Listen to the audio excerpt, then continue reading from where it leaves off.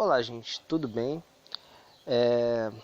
Os comentários que eu quero fazer hoje são, na verdade, uma crítica, né, à postura que diversos veículos de esquerda, os partidos, a forma como a esquerda tem agido estrategicamente, como ela tem se posicionado frente aos problemas que a gente está vivendo. E existem diversos na verdade, fatos que ocorreram tanto recentemente quanto há já alguns meses, alguns anos atrás.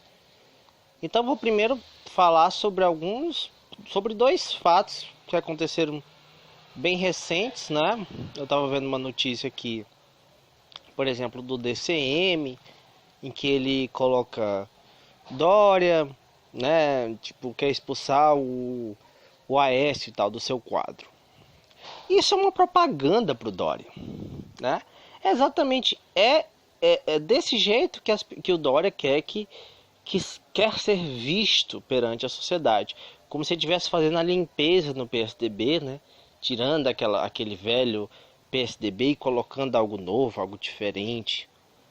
Então você nota o quanto a esquerda, a chamada esquerda, né, uma parte da esquerda, setores da esquerda, estão fazendo propaganda pro inimigo, vamos dizer assim. Enquanto, na verdade, o que a esquerda deveria estar fazendo nesse caso era tentando mostrar que, na verdade, Dória não tem nada a ver com questão de nova política e tal, e mostrar a ligação que ele tem com a velha política e com tudo de ruim que tem nela. Mas, enfim, a esquerda vem cometendo esse erro e não é algo isolado, não.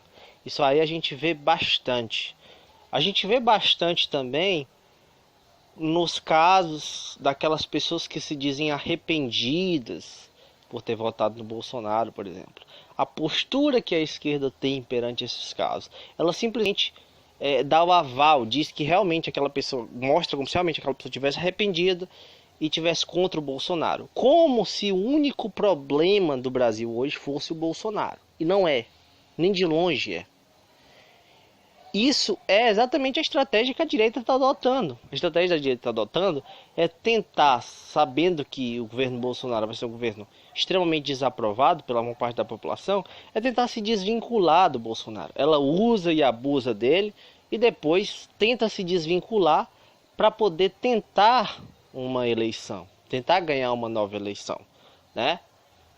Então todos aqueles que contribuíram de forma completamente explícita, um apoio extremamente explícito e um apoio gigantesco ao Bolsonaro, vai aí Raquel Sherazade, vai aí Marco Antônio Villa, apesar, né, no caso do Villa, por exemplo, as pessoas devem dizer, não, mas o Villa era anti-bolsonarista, né?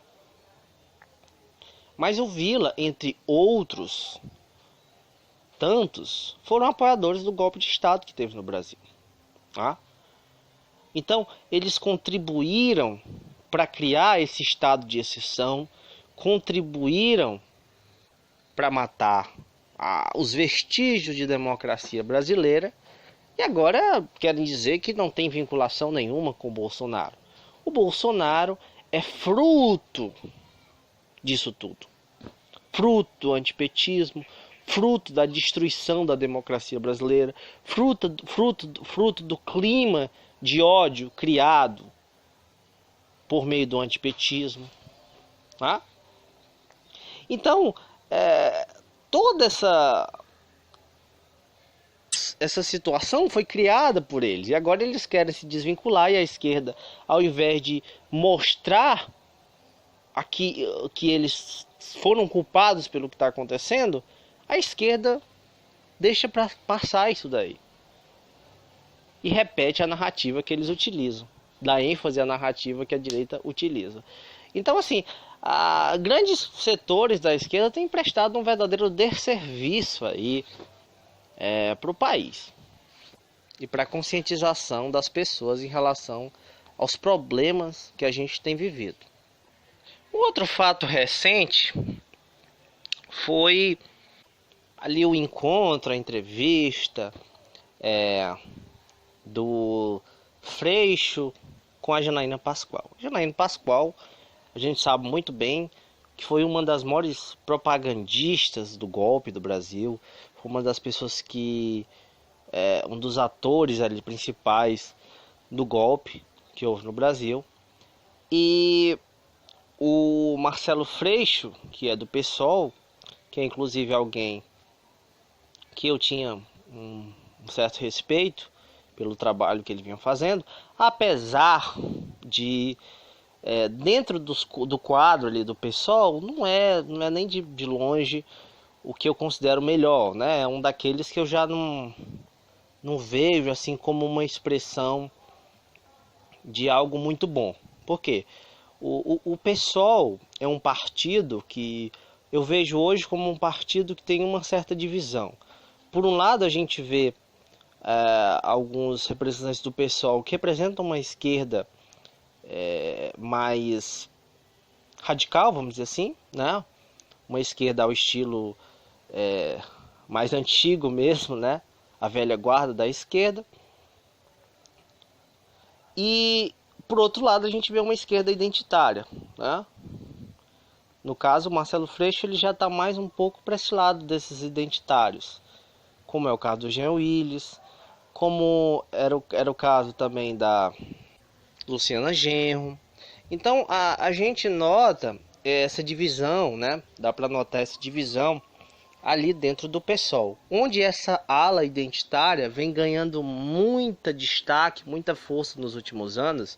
Não é à toa que a Heloísa Helena havia sido a candidata. Nesse último, né, na eleição antes dessa de 2018, na eleição de 2014. Na eleição de 2018 tivemos um candidato que já do PSOL, que meio que mescla ali os dois grupos, mas ele está mais ligado com realmente a esquerda mais tradicional, né? Com as pautas econômicas, trabalhistas, sociais, como ênfase do seu projeto, né? Sem esquecer, é claro, né, das pautas identitárias, mas dando essa ênfase às pautas econômicas e sociais, né? Ainda que mesclando ali entre uma coisa e outra. Mas, né, dentro pelo menos da postura que ele adotou, era interessante. Diferente da Luciana Genro e de outros, né, dentro do PSOL, que realmente parece que só dão ênfase mesmo às questões identitárias, principalmente a questão do aborto, a questão do feminismo, a questão das pautas LGBTs e por aí vai, e esquecem, né, do quadro de desordem econômica, social, desastre social que o país vive hoje, desastre democrático. Então, assim, é um partido que tem essa divisão aí, essa ala identitária é uma ala que, para mim, é bem decepcionante nesse sentido. E é bem típico desses identitários, né, esquecer de tal ponto dessas questões sociais, econômicas, as questões maiores, né, que eles fazem uma coisa dessa. Veja bem, o cara tá do lado da Janaína Pascoal nessa página que é Quebrando Tabu, que é uma página também identitária. E é o que eu digo, o identitarismo ele tá totalmente ligado à direita. Ele não tem preocupação nenhuma com questões socioeconômicas. Isso fica bem claro, foi uma crítica que eu sempre fiz, e isso daí demonstra mais esse ponto que eu coloco. Há poucos dias eles estavam lá com o FHC, agora recentemente colocaram a Tabata Amaral, né? Então assim, eles chamam pessoas que claramente são pessoas neoliberais, alguns que, vamos dizer assim, tem um certo respeito por as questões de liberdades individuais, mas vejam bem, o liberalismo, ele tem, em tese, esse respeito por essas pautas. Então, O que esses identitários são? São liberais. São liberais, né? Liberais, tanto na economia quanto nos costumes, né? Então essa divisão que está sendo feita. E o que isso significa? Isso significa exatamente uma americanização, vamos dizer assim, da política brasileira, né? Eu me refiro à divisão política que existe nos Estados Unidos da América. Que o que é que acontece? Lá, praticamente, vamos dizer assim, não tem esquerda. Você pode até dizer que tem alguma coisa ali, mas as correntes principais que realmente dividem o país são os liberais e os conservadores, né? Então essas pautas identitárias, essas pautas de costumes são ali adotadas pelos liberais, que dentro da visão deles a gente pode dizer que é um pouco de esquerda, mas historicamente falando é um absurdo dizer que isso é esquerda, tá? Então é isso que vem acontecendo no Brasil. A esquerda vem perdendo a sua identidade, tá? A esquerda está indo para o lado da direita. E isso muita gente não percebe. Muita gente que se diz de esquerda não consegue ter essa compreensão, até por falta de conhecimento mesmo sobre essas questões, né? Então, apesar de eu acreditar em certo momento que o Freixo não era um dos quadros ruins do PSOL, hoje eu já vejo o contrário, já vejo que é diferente. E a gente tem que ter muito essa percepção, a gente tem que ter muito esse cuidado. Eu já falei disso em relação ao PDT, em relação ao PT, e hoje estou falando em relação ao PSOL. Porque dentro desses partidos que são considerados um pouco mais à esquerda, centro-esquerda, vamos dizer assim, são partidos que também têm quadros ali de direita, de pessoas que são de direita. E a gente deve lutar contra esse quadro de direita dentro desses partidos, tá? Porque esses partidos têm que preservar alguma identidade. Você tem que reconhecer uma identidade dentro desses partidos.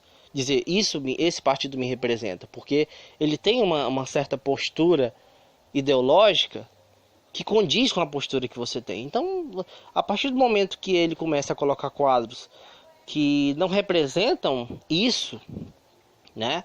De modo algum representam isso, o que acontece é que o partido perde completamente sua identidade. Não dá mais para classificar ele como um partido de esquerda ou de centro-esquerda. Fica difícil, porque começa a coisa a ficar embolada ali, tá? Então, dentro do PDT, isso já ficou bem claro já há muito tempo. Dentro do PT, em alguns momentos, a gente observou isso e observa ainda hoje, né? E dentro do PSOL tem essa questão aí identitária, né? Essa ênfase identitária. Por enquanto não vem atrapalhando as questões trabalhistas, sociais e econômicas, pelo que a gente pode notar diante da postura do partido em relação a esses projetos que o governo vem apresentando. Mas se isso permanecer, isso aumentar, a tendência é que isso com o tempo atrapalhe isso, né? Ou seja, comecemos a ver dentro do PSOL, assim como já acontece principalmente no PDT, pessoas que estão lá dentro que quando chega uma pauta econômica, social, vota contra os mais pobres.